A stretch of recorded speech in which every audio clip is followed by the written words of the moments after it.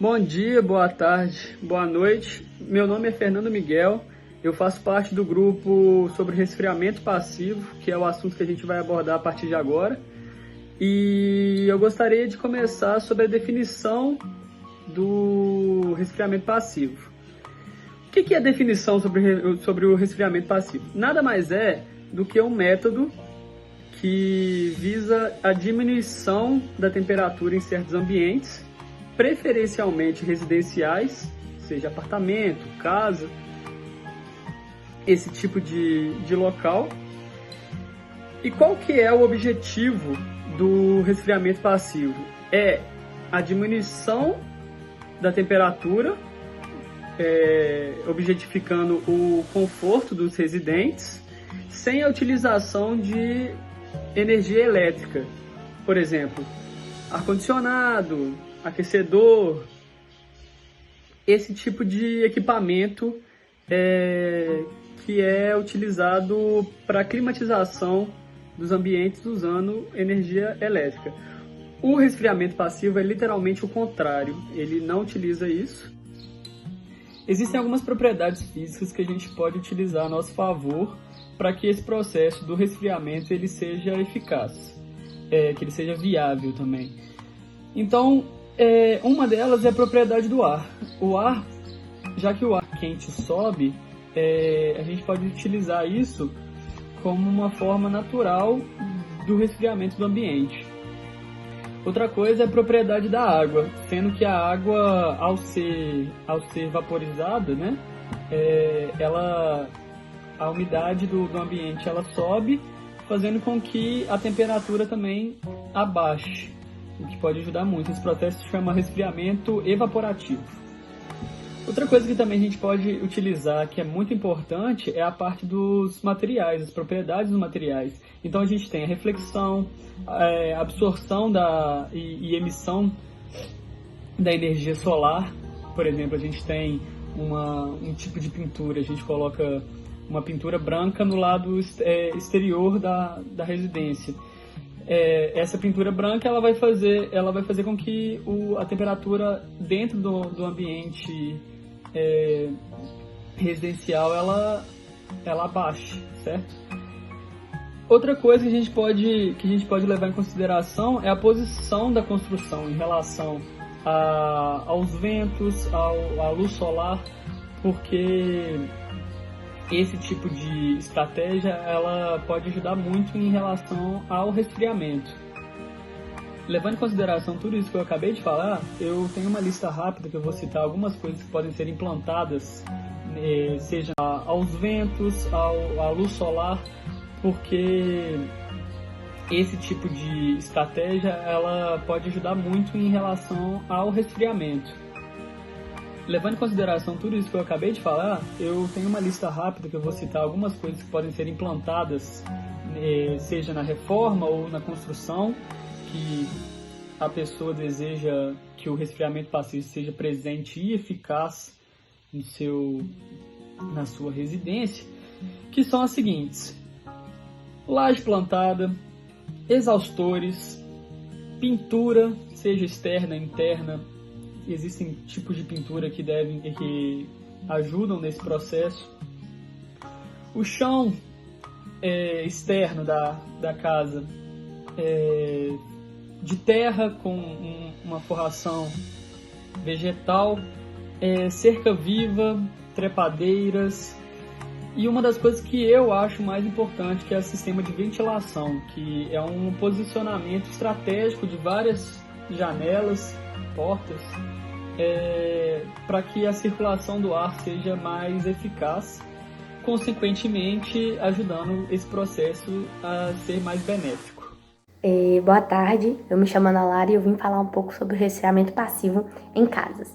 Então, como já falado, o resfriamento passivo ele ajuda principalmente na questão econômica e na questão ambiental, porque são utilizados recursos naturais da própria natureza para ajudar na questão de resfriamento das casas.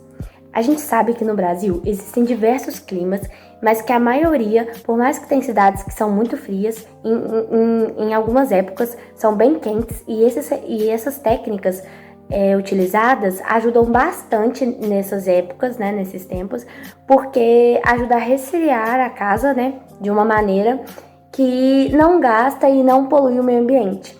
E a gente vai falar algumas dessas técnicas, principalmente agora que eu vou citar na questão das casas, que ajudam principalmente em cidades grandes e no meio ambiente em si. Uma das técnicas é a laje plantada, chamada de laje verde. Essa primeira técnica usada é as lajes verdes ou lajes plantadas. São exatamente como na figura. São gramas na parte superior da casa que ajudam como questão de desempenho térmico, conforto térmico. Elas são bem utilizadas, mas precisam se atentar ao fato de que às vezes podem ocorrer de ter infiltrações pela questão de chuvas, etc. Mas são utilizadas nesse caso técnicas como poliéster flexível ou geomembrana PVC, que são técnicas bastante utilizadas para conter e para ter essa impermeabilização dos locais. Outra técnica utilizada é a parede branca. Aqui é feita uma pesquisa na UNA sobre o percentual de absorção de calor solar através das cores. E a branca, ela tem exatamente 20% de absorção, enquanto a preta tem 98%. Então, assim, a questão da cor muda bastante o ambiente que está. Então, assim, escolhendo um pouco a questão da cor da parede da sua casa pode ajudar na questão climática também, devido a essa diferença de absorção de cores. O branco, ele absorve muito menos que uma cor bem mais escura. Então, assim, ele consegue refletir mais, diminuindo um pouco a temperatura de dentro da casa. Outra técnica bastante utilizada é o lago artificial, feito na própria casa ou na varanda. É bem bonito e bem produtivo, vamos dizer assim. A respeito desses lagos artificiais, foi realizada uma pesquisa em Presidente Epitácio, no oeste de São Paulo, e comprovou que ele faz um equilíbrio térmico maior e higrométrico. Também foi estudado sobre a questão de quando está muito quente, a gente sente um clima muito abafado, e esses lagos ele reduz essa sensação de abafamento. Outra técnica utilizada é o jardim vertical. Aqui utilizado dentro da casa, mas podendo ser utilizado fora. O jardim vertical, ele é muito utilizado principalmente por questão que ele sombreia o móvel, ele consegue reter um pouco da temperatura das paredes, diminuindo, né, um pouco desse aquecimento, e principalmente por ele ser uma barreira, porque ele acaba filtrando esses raios solares.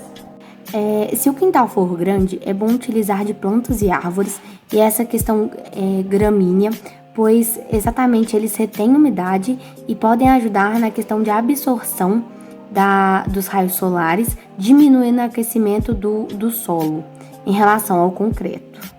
Outra técnica bastante utilizada são os exaustores. Os exaustores são 2 canos de ferros pintados de preto no canto superior da casa, das paredes das casas, que aceleram a saída do ar quente pelas chaminés solares, como vai ser explicado no resfriamento passivo dos prédios. Há séculos atrás, os persas utilizaram de técnicas como a ventilação cruzada, que hoje em dia vem sendo reimplantada nas questões das construções de casas que se usam de resfriamentos passivos.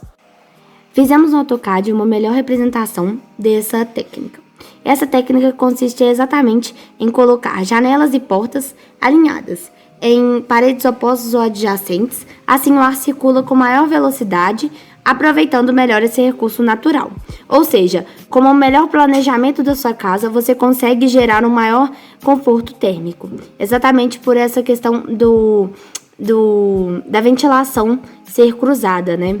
Você consegue ter uma maior ventilação dentro da casa, gerando maior conforto térmico.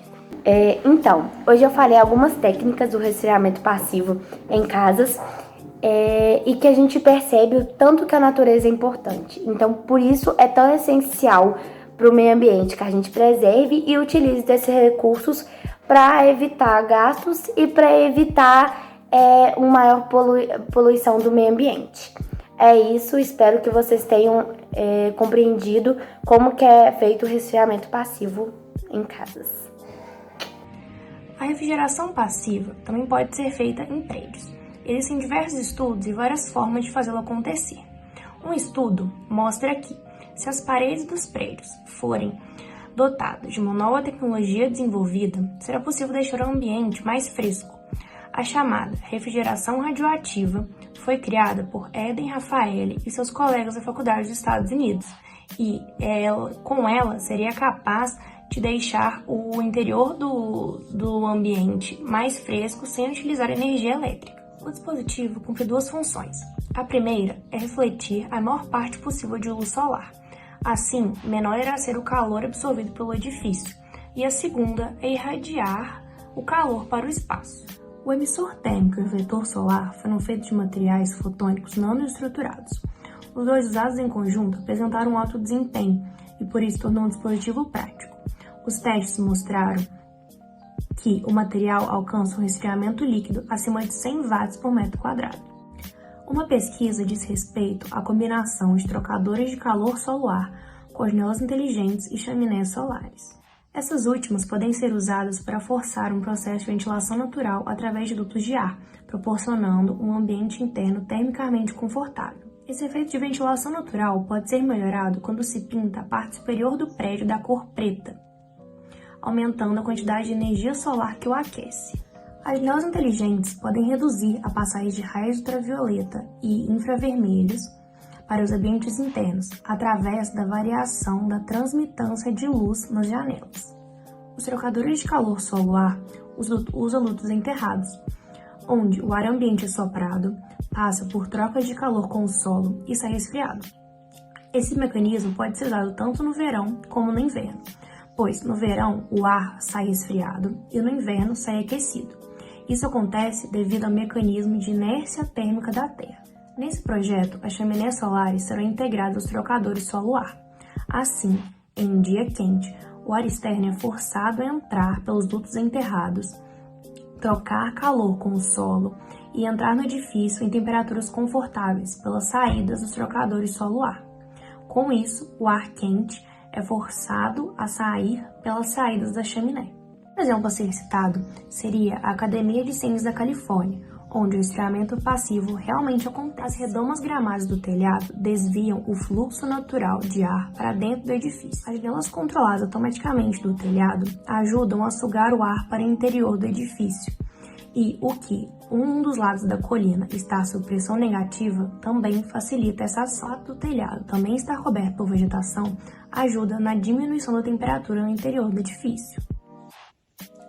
Um grupo de pesquisadores dos Estados Unidos e da Arábia Saudita criaram essa caixa de plástico e alumínio que pode ser usada para diminuir a temperatura de um prédio sem necessidade de energia elétrica. Essas caixas seriam caixas especiais, com dimensões de um latão de lixo, que utilizam um sistema de folhas de alumínio e do dimetil policiloxano. Eles capturam o calor do ambiente e depois o mandam de volta para a atmosfera. Esses materiais são relativamente baratos, podendo ser usados para produzir diversas caixas e cobrir um terraço inteiro de prédios, garantindo que todo o edifício apresente temperaturas menores internamente do que externamente. Enquanto o alumínio reflete o calor dos raios solares, o polímero captura toda a radiação térmica ao redor da caixa, que também é enviada para a atmosfera junto dos raios refletidos. Um grande diferencial desse sistema é que conseguiram desenvolver um modo de direcionar essa dissipação de calor, que é liberada em uma única direção, permitindo o uso em grandes cidades, já que a proximidade dos prédios não será um empecilho.